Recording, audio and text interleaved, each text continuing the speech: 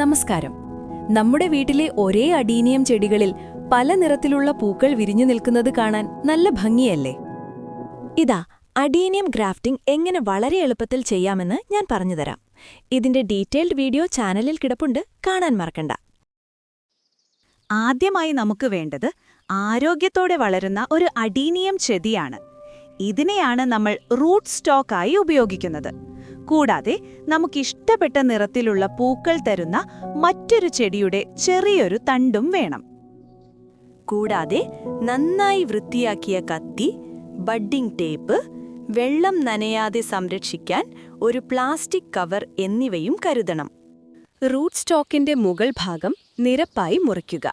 അതിനുശേഷം നമ്മൾ തെരഞ്ഞെടുത്ത തണ്ട് അതുപോലെ മുറിച്ച് റൂട്ട് സ്റ്റോക്കിന്റെ മുകളിൽ വായു കടക്കാത്ത രീതിയിൽ സുതാര്യമായ ഒരു ടേപ്പ് ഉപയോഗിച്ച് മുറുക്കി ഒട്ടിക്കുക.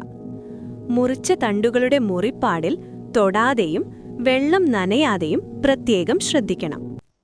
വിജയകരമായി ഗ്രാഫ്റ്റ് ചെയ്തു കഴിഞ്ഞാൽ ഒരേ ചെടിയിൽ തന്നെ പല നിറത്തിലുള്ള പൂക്കൾ വിരിയുന്നത് കാണാൻ നല്ല ഭംഗിയായിരിക്കും. നിങ്ങളും ഇതൊന്ന് പരീക്ഷിച്ചു നോക്കൂ. കൂടുതൽ ഗാർഡനിംഗ് വീഡിയോകൾക്കായി ഈ ചാനൽ സബ്സ്ക്രൈബ് ചെയ്യാൻ മറക്കല്ലേ.